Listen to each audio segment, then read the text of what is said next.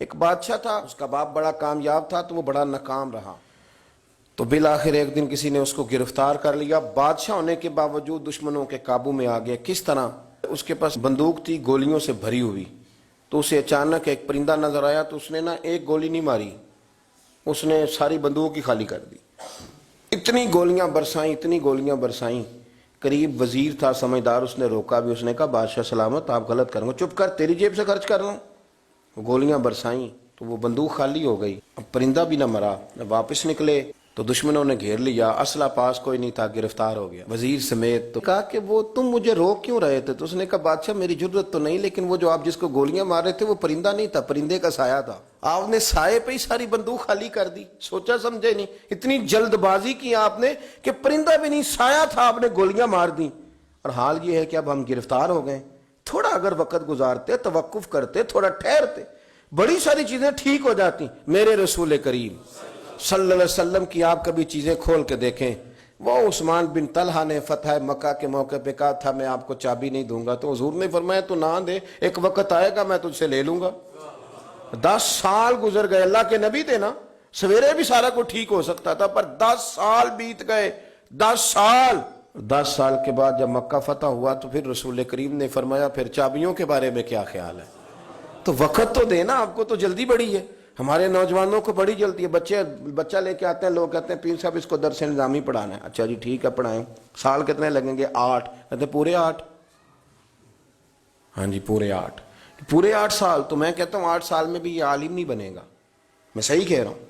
درس نظامی جب بچہ پڑھ لیتا ہے تو اسے علم پڑھنے کا طریقہ آتا ہے، پھر ساری زندگی مطالعہ کرنا ہے، پھر ساری زندگی ریسرچ کرنی ہے، پھر کتابیں پڑھنی ہے، پھر محقق بننا ہے، ورنہ آپ کی تعلیم مکمل ہوگی لیکن آپ کے لفظوں میں کچھ بھی نہیں ہوگا، اس کے لیے آپ کو پڑھنا ہے، ساری زندگی سیکھنا ہے۔ اور میرے نبی پاک علیہ السلام نے جو ہمیں کہا تھا نا کہ ماں کی گود سے لے کر قبر کی گور تک، حضور اتنا لمبا پیریڈ دے دیا آپ نے پڑھنے کا۔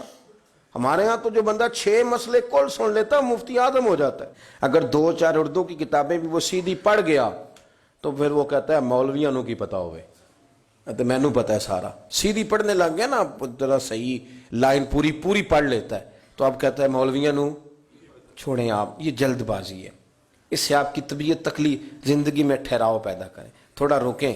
اور میرے ابا جی کہا کرتے تھے پتر وٹا بھی کدھر پیار اوے صحیح پارا ہو ہی جاندہ ہے، لیکن اگر وہ کھڑا نہ ہو، کبھی ادھر بھاگے تو پھر تو جو ساتھ وزن ہوتا ہے وہ بھی اتر جاتا ہے۔ جلد بازی نہیں کریں، بھاگے نہیں، کبھی بھی آپ بغیر اطمینان کے اپنی زندگی نہ گزاریں، سکون میں رہیں۔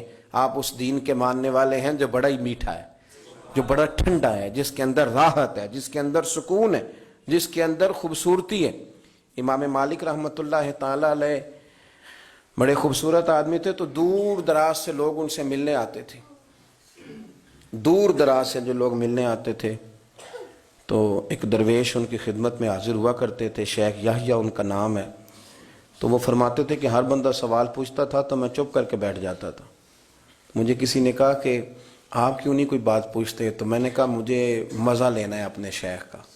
کہا وہ کس طرح؟ کہنے لگے دیکھنا وہ خود پوچھیں گے کیسے آئے ہو، کہاں سے آئے ہو، کوئی بات تو نہیں کرنی۔ تو کہتے ہیں یہ تو مزہ تب آئے گا نا جب چپ کر کے بیٹھیں گے۔ کیا کہا تھا کسی نے؟ چپ کر سن تے موتی مل سن، تے ذکر کریں تے جے پاگلا وانگو رولا پاویں، نہ موتی نہ ہیرے۔ تو ہم تو شور سے چیزوں کو جیتنا چاہتے ہیں، تو شور سے چیزیں جیتی جا سکتی، جتنی طلاقیں ہوتی ہیں جلد بازی کی وجہ سے ہوتی ہیں۔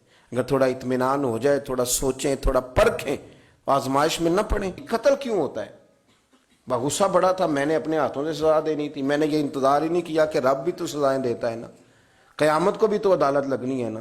تو وہ جلد بازی، تلخی ہمارے مزاجوں کی، اس نے ہمیں بڑی ساری جگہوں پہ پریشان کیا ہے۔ اس لیے حضرت ابوبکر صدیق اپنی زبان پکڑ کے کہا کرتے تھے کہ تو نے مجھے بڑی تکلیف دی ہے، کاش تو ٹھیک ہو جائے تو میرے لیے آسانیاں ہو جائیں۔